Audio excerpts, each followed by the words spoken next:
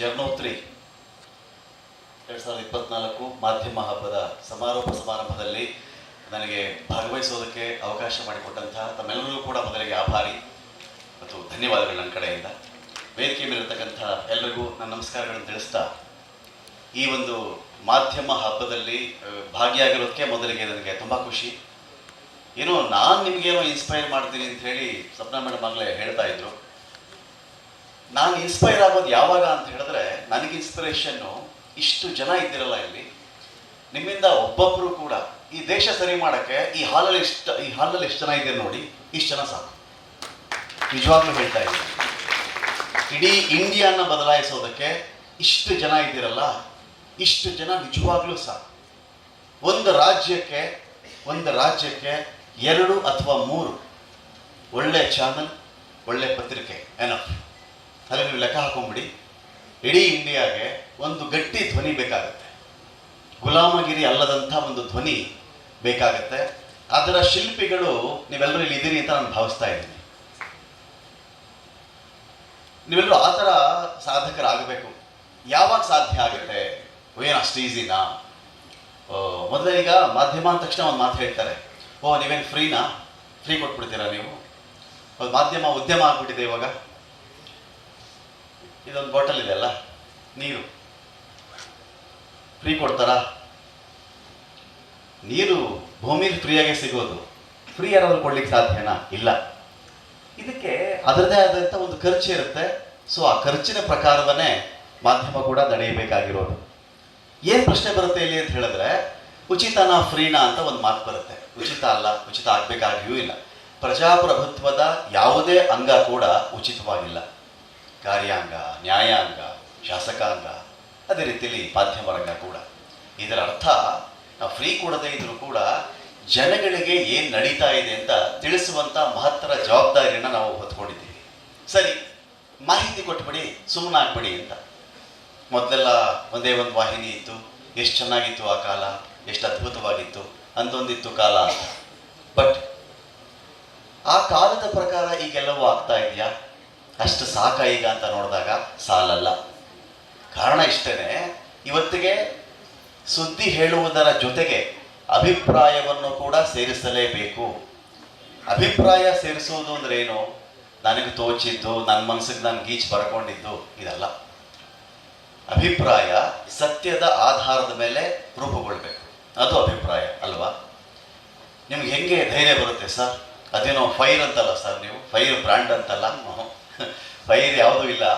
Fire ನಮ್ಮ ಒಳಗಿನ ಒಂದು ಬೆಂಕಿ ಯಾವಾಗ ಹುಟ್ಕೊಳ್ಳೋಕೆ ಸಾಧ್ಯ ಅಂತ ಹೇಳಿದ್ರೆ, ನಮ್ಮಲ್ಲಿ ಸತ್ಯದ ಪ್ರತಿಗಳಿದ್ದಾಗ, ಸತ್ಯದ ಪ್ರತಿಗಳು ಲಭ್ಯ ಇರಬೇಕು. ಆ ಪ್ರತಿ ಒಂದು ಕೈನಲ್ಲಿ ಹಿಡ್ಕೊಂಡು ನಾವು ಮಾತನಾಡಲಿಕ್ಕೆ ಕುಳಿತಾಗ ಎಷ್ಟು ಜನ ಬೇಕಾದರೂ ನಿಮ್ಮನ್ನ ದ್ವೇಷ ಮಾಡಲಿ, ಎಷ್ಟು ಜನ ಬೇಕಾದರೂ ನಿಮ್ಮ ಮೇಲೆ ಸಿಟ್ಟು ಮಾಡಿಕೊಳ್ಳಿ, ಆದರೆ ನಿಮ್ಮನ್ನ ಸುಳ್ಳು ಅಂತ ನಿರೂಪಿಸಕ್ಕೆ ಬಿಡಬಾರದು ನೀವು. ಅದೇ ಜರ್ನಲಿಸಮ್ನ ಸಕ್ಸಸ್. ಇಷ್ಟೇ ವಿಚಾರ. ಅವನಿಗೆ ಸಿಟ್ಟು ಬಂತು, ಇವನಿಗೆ ಸಿಟ್ಟು ಬಂತು, ನೀನು ಆಂಟಿ ಅದಂತೆ, ಆಂಟಿ ಇದಂತೆ, ಆಂಟಿ ಏನು ಬೇಕಾದರೂ ಮಾತಾಡಿ, 1000 ಜನ 1000 ಥರ ಕೋಪ ಮಾಡ್ಕೊಳ್ಳಿ, ಆದರೆ ನಿಮ್ಮನ್ನು ಅವನು ರಾಂಗ್ ಅಂತ ಪ್ರೂವ್ ಮಾಡಕ್ಕೆ ಬಿಡಲ್ವಲ್ಲ, ಅದೇ ನಿಮ್ಮ ಸಕ್ಸಸ್. ಅವನನ್ನು ನೀವು ರಾಂಗ್ ಅಂತ ಅವ್ನು ಪ್ರೂವ್ ಮಾಡಕ್ಕೆ ಆಗಬಾರ್ದು. ಅಂದರೆ ಸತ್ಯದ ಧ್ವನಿಯಾಗಿ ನೀವು ನಿಂತ್ಕೊಳ್ಬೇಕು ಅಂತ. ಒಂದೊಂದು ರಾಜಕಾರಣಿಯ ಬಗ್ಗೆ ಒಂದೊಂದು ಕಥೆಗಳಿರ್ತವೆ, ಒಂದೊಂದು ಸ್ಕ್ಯಾಮ್ ಬರ್ತವೆ. ಯಾಕೆ ಮಾತಾಡೋಕ್ಕಾಗಲ್ಲ? ಏನೋ ಭಯ. ಏನಕ್ಕೆ ಭಯ?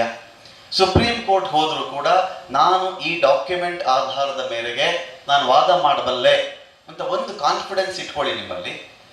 ನಿಮಗಿಂತ ಸಕ್ಸಸ್ಫುಲ್ ಜರ್ನಲಿಸ್ಟ್ ಇಡೀ ಇಂಡಿಯಾದಲ್ಲಿ, ಇಡೀ ವರ್ಲ್ಡಲ್ಲಿ ಎಲ್ಲೂ ಇರೋಕ್ಕೆ ಸಾಧ್ಯ ಇಲ್ಲ. ಇದು ನಾನು ನನ್ನ ಪ್ರೊಫೆಷನಲ್ ಲೈಫಲ್ಲಿ ಅರಿತುಕೊಂಡಂಥ ಪಾಠ. ಸೊ 250 ಜನ ಇಲ್ಲಿ ಇರಬೇಕು ಅಂತ ನಾನು ಕೇಳಿದ್ದೀನಿ.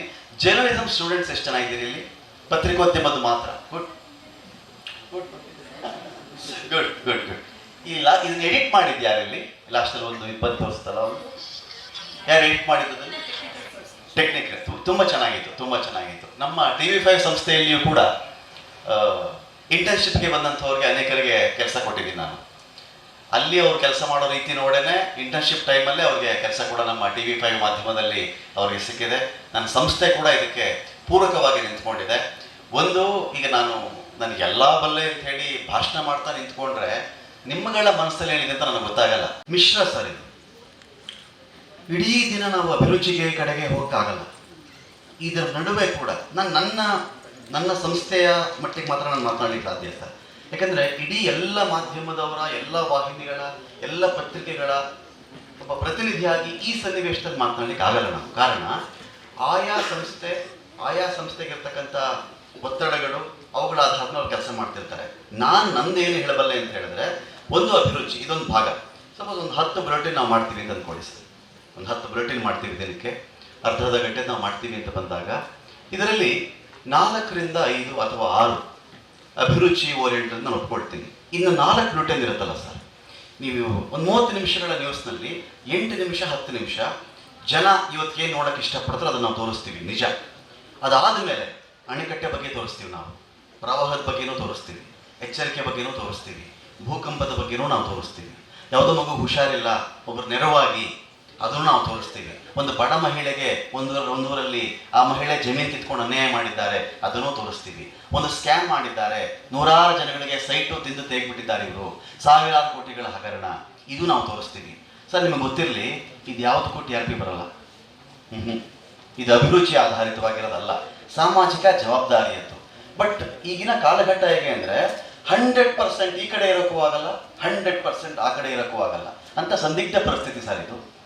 ನೀವೇ ಆದರೂ ನಾನೇ ಆದ್ರೂ ಈ ಒಂದು ಮುಖ್ಯ ವಾಹಿನಿಗೆ ಬರ್ತೀವಲ್ವಾ, ಈ ಘಟ್ಟದಲ್ಲಿ ಅಭಿರುಚಿ ಪ್ಲಸ್ ಸಾಮಾಜಿಕ ಬದ್ಧತೆ ಇವೆರಡನ್ನು ಮಿಕ್ಸ್ ಮಾಡ್ಕೊಂಡು ಹೋಗಬೇಕು. ಪೂರ್ತಿ ಅಭಿರುಚಿ ಅಂತ ಹೋದ್ರೆ ಜನ ನೋಡಲ್ಲ, ಅಯ್ಯೋ ಬರೀ ಇದನ್ನೇ ಅಪ್ಪ, ಇನ್ನೇನು ಇಲ್ಲ, ಅಲ್ಲಿ ಮಳೆ ಬಂದಂತೆ, ಗುಡ್ಡ ಕುಸಿತಂತೆ, ಯಾವುದೋ JCB ಮೇಲೆ ಗುಡ್ಡ ಕುಸಿದು ಬಿದ್ದಿದ್ಯಂತೆ, ಇವ್ರು ಕಾಳಜಿ ಇಲ್ವಾ ಅಂತಾರೆ. ನೋಡಿ ಸರ್, ಇದೇ ಮಡಿಕೇರಿ ಕೊಡಗು ಪ್ರವಾಹ ಬಂದಾಗ ಸರ್ ಅಕ್ಕಿ ಮೂಟೆ ನಾನು ಹೊತ್ತಿದ್ದೀನಿ ಲಾರಿಗೆ, ನಿಜವಾಗ್ಲೂ ಹೇಳ್ತಿದ್ದೀನಿ, ಅಕ್ಕಿ ಮೂಟೆ ಲಾರಿಗೆ ಹೊತ್ತಾಕಿದ್ದೀನಿ. ಅದು ನಮ್ಮ ಕಾಳಜಿ, ಸಾಮಾಜಿಕ ಜವಾಬ್ದಾರಿ. ಬಟ್ ಏನಾಗ್ತಿದೆ ಅಂತ ಹೇಳಿದ್ರೆ, ಈ TRP ಅಂತ ಒಂದು ಸ್ಕೇಲ್ ಬಂದು ಸರ್, TRP ಅನ್ನೋ ಒಂದು ಸ್ಕೇಲ್ ಇದೆಯಲ್ಲ, ಒಂಥರ ಸ್ಯಾಂಪಲ್ ಸೈಜು. ಇಷ್ಟು ಜನ ಇರ್ತೀರಿ ನೀವು ಇಲ್ಲಿ, ಇಷ್ಟು ಜನಗಳಲ್ಲಿ ಯಾರೋ 3 ಜನ ಒಂದು ವಾಹಿನಿ ನೋಡ್ತಾ ಇದ್ರೆ ಅದಕ್ಕೊಂದು ಬಾಕ್ಸ್, ಒಂದು ರೀಡಿಂಗ್ ಇರುತ್ತೆ. ಆಚೆ ನಮಗೆ ಗುರುವಾರ ಬರೋ ರಿಪೋರ್ಟ್ ಏನು ಬರುತ್ತೆ ಗೊತ್ತಾ, ಆ 3 ಜನ ಏನು ನೋಡ್ತಿದ್ರು, ಇಡೀ ಹಾಲ್ ಜನ ಅದನ್ನೇ ನೋಡ್ತಾ ಇದ್ರು ಅಂತ. ಇಡೀ ಹಾಲಲ್ಲಿ ಎಲ್ಲರೂ ಕೂಡ ಅದನ್ನೇ ನೋಡ್ತಾ ಇದ್ರು ಅಂತ. ಅದಕ್ಕೆ ನಂಬರ್ 1, ನಂಬರ್ 2, ನಂಬರ್ 3, ನಂಬರ್ 4 ಅಂತ ಬರುತ್ತೆ. ಆಗ ನಾವು ಆ ರೇಸಲ್ಲಿ ಉಳಿಬೇಕು ಅಂದರೆ ಅಭಿರುಚಿಗೆ ಬೆಲೆ ಕೊಟ್ಟಾಗ ಮಾತ್ರ ಸಾಧ್ಯ. ಪೂರ್ತಿ ಸಾಮಾಜಿಕ ಬದ್ಧತೆ ಅದನ್ನೆಲ್ಲ ತೋರಿಸೋಣ, ಅದು ಪ್ರಯೋಗನೂ ಮಾಡಿದ್ದೀವಿ, ನೋಡದೇ ಇದ್ದಾಗ ಅದಕ್ಕೆ ಏನು ಮಾಡ್ತಾರೆ, ರೇಟಿಂಗ್ ಬರದೇ ಇದ್ರೆ ನಮ್ಮ ವಾಹಿನಿ ಕಡೆಗೆ ಜನ ಬರಲ್ಲ ಅವಾಗ, ಅಥವಾ ಮಾರ್ಕೆಟಿಂಗ್ ಬರಲ್ಲ. ಇದು ಸರ್ ಯಾರು ಒಪ್ಪಲಿ ಬಿಡಲಿ, ಇದು ಮಾಧ್ಯಮದ ಸಮಕಾಲೀನ ಜಗತ್ತಿನ ವಾಸ್ತವ. ಇದು ಹೆಲ್ಪ್ಲೆಸ್. ಅಲ್ಲಾರೋ ಕೇಳ್ತೀವಿ. ಹಾಂ ಸರ್, ನಾನು ಆನ್ಸರ್ ಮಾಡಿದೆ ಅಂದ್ಕೊಂಡಿದ್ದೀನಿ ಸರ್ ನಿಮ್ಮ ಕ್ವಶನ್ಗೆ. Thank you. Good evening sir. ಆಡಳಿತ ಸರ್ಕಾರದ ಭೂತನಕ ಕೆಲಸನೇ ಬಹುತೇಕ ಮಾಧ್ಯಮಗಳು ಮಾಡ್ತಾ ಇದ್ದು ಆಪಾದನೆ. ಆದ್ರೆ ನೀವು ಅದರಿಂದ ಬಂಡೆತ್ ಬಂದು ಮಾನವ ಪರವಾಗಿ ಅಥವಾ ಕೇಂದ್ರ ಸರ್ಕಾರ ಅಥವಾ ಆಡಳಿತ ಸರ್ಕಾರ ಕೊರಳಪಟ್ಟಿ ಹಿಡಿದು ಪ್ರಶ್ನೆ ಮಾಡಿದ್ರಲ್ಲ, ಇದಕ್ಕೆ ಸ್ಫೂರ್ತಿ ಏನು? ಇದು ಸ್ಫೂರ್ತಿ ಕೂಡ ಇಷ್ಟಪಟ್ಟಂಥವ್ರೆ. ಇನ್ನೇನೋ ಬದಲಾವಣೆ ಆದ ಕಾರಣ ನಾವೊಂದಷ್ಟು ಆರೋಪಗಳು ಕೇಳಿದ್ವಲ್ಲ ನಾವು, ಇದು ಹಾಗಂತೆ ಇವ್ರು ಸರಿ ಇಲ್ವಂತೆ, ಇವ್ರು ಬಂದರೆ ಅದ್ಭುತ ಮಾಡ್ತಾರಂತೆ, ಹಾಗೆ ಹೀಗೆ ಅಂತ ಬಂದಾಗ ಇನಿಷಿಯಲಿ ನಾವು ನಂಬಿಕೊಂಡಿದ್ವು ಇವರೇನೋ ಚೇಂಜ್ ಮಾಡ್ತಾ ಇದ್ದಾರೆ ಅಂತ ಹೇಳಿ. ಬಟ್ ನಾವು ಅದರ ಒಳಗಡೆ ಇಳಿದು ಅವರ ಒಂದೊಂದು ಆ ಫಂಡು ಈ ಫಂಡು ಅಂತ ಬಂದಾಗಲೂ, ಒಂದು ಬಾಂಡ್ ಅಂತ ಬಂದಾಗಲೂ, ಒಂದು ಲಸಿಕೆ ವಿಚಾರದಲ್ಲಿ ಈ ದೇಶದಲ್ಲಿ ಮೋಸ ನಡೆಯುತ್ತೆ ಅಂದರೆ ಒಂದೇ ಒಂದು ಲಸಿಕೆ, ಅದಕ್ಕಿಂತ ಇನ್ನೇನಿದೆ ಅಂತ ಹೇಳಿ ನಾವು ಚೆಕ್ ಮಾಡ್ತಾ ಹೋದಾಗ ಯಾವುದೋ ಒಂದು ನೋಟ್ ಬ್ಯಾನ್ ಅಂತ ಹೇಳಿದ್ರು. ಒಂದು ನೋಟ್ ಬ್ಯಾನ್ 99.999% ಅಷ್ಟು ಬ್ಯಾನ್ ಆದಂಥ ಎಲ್ಲ ನೋಟುಗಳು ಕೂಡ ಒಂದು ವ್ಯವಸ್ಥೆ ಒಳಗಡೆ ಬಂದುಬಿಡುತ್ತೆ ಅಂತ ಹೇಳಿದ್ರೆ ಎರಡೇ ಸತ್ಯ ನಿಮ್ಗೆ ಸಿಗ್ಲಿಕ್ಕೆ ಸಾಧ್ಯ. ಈ ದೇಶದಲ್ಲಿ ಬ್ಲ್ಯಾಕ್ ಮನಿ ಇರಲೇ ಇಲ್ಲ ಅಂತ. ಇಲ್ವಾ ಹಾಗಾದ್ರೆ ದೇಶದಲ್ಲಿ ಬ್ಲ್ಯಾಕ್ ಮನಿ? ಮತ್ತೆ ಆ ಒಂದು ಪ್ರಧಾನ ವಾಹಿನಿಗೆ ಅಷ್ಟು ಹಣ ಬಂದಿದ್ದು ಹೇಗೆ? ಪ್ರಶ್ನೆ ಬರಬೇಕಲ್ಲ ನಿಮಗೆ, ಉತ್ತರ ಇಲ್ಲ ಅದಕ್ಕೆ. ಸೊ ಈ ರೀತಿ ಹೋದಾಗ ನೀವು ಅದರಲ್ಲಿ ಡಿಗ್ ಮಾಡೋರು ಆಗ್ಬೇಕು. ತುಂಬ ಚೆನ್ನಾಗಿ ನೀವು ಅದನ್ನು ಯಾರು ಅವಲೋಕನ ಮಾಡ್ಕೊಂಡು ಹೋಗ್ತಿರೋ, ಅದು ಎಷ್ಟು ಆಳದಲ್ಲಿ ನೀವು ಹುಡ್ಕೊಂಡು ಹೋಗ್ತಿರೋ, ನಿಮ್ಮ ಕೈಗೆ ಅವಾಗೊಂದು ನಿಧಿ ಸಿಗುತ್ತೆ. ಆ ನಿಧಿನೇ ಸತ್ಯ ಅನ್ನೋ ನಿಧಿ. ಈ ಸತ್ಯ ಅನ್ನೋ ನಿಧಿಯೇ ನಿಜವಾದ ನಮ್ಮ ಸ್ಫೂರ್ತಿ. ಅದಿಟ್ಕೊಂಡ್ರೆ ನಾನು ಹೇಳಿದ್ನಲ್ಲ ಆಗಲೇ, ನಿಮ್ಮನ್ನೊಬ್ಬರು ದ್ವೇಷ ಮಾಡಬಹುದು, ಆ್ಯಂಟಿ ನ್ಯಾಷನಲ್ ಅನ್ಬಹುದು, ಆ್ಯಂಟಿ ಆ ಪರ್ಸನ್, ಆ್ಯಂಟಿ ಈ ಪರ್ಸನ್, ಆ್ಯಂಟಿ ಏನು ಬೇಕಾದ್ರೆ ಆ್ಯಂಟಿ ಅಂದ್ಕೊಳ್ಳಿ, ನಿಮ್ಮನ್ನು ಅವ್ನು ರಾಂಗ್ ಅಂತ ಪ್ರೂವ್ ಮಾಡೋಕ್ಕಾಗಲ್ಲ. ಅದಷ್ಟೇ ನಿಮ್ಮ ಸಕ್ಸಸ್. ಮೊದಲು ನೀವು ಸತ್ಯ ಹೇಳಲಿಕ್ಕೆ ಶುರು ಮಾಡಿದಾಗ ಒಂದಷ್ಟು ಜನ ನೆಗ್ಲೆಕ್ಟ್ ಮಾಡ್ತಾರಂತೆ, ಇವನು ಯಾರೋ ಬಂದಿದ್ದಾನೆ, ಇನ್ನು ಸ್ವಲ್ಪ ಜನ ಇವನ್ಯಾರೋ ಹುಚ್ಚ ಅಂತಾರಂತೆ. ಇನ್ನೂ ಸ್ವಲ್ಪ ಜನ ನಿಮ್ಮ ಮೇಲೆ ಅಪಪ್ರಚಾರ ಮಾಡೋಕ್ಕೂ ಶುರು ಮಾಡ್ತಾರೆ. ಇದು ಜಗತ್ತಿನ ಯಾವುದೇ ವ್ಯವಸ್ಥೆಗೆ ಹೋದ್ರೂ ಇದೇ ನಿಜ.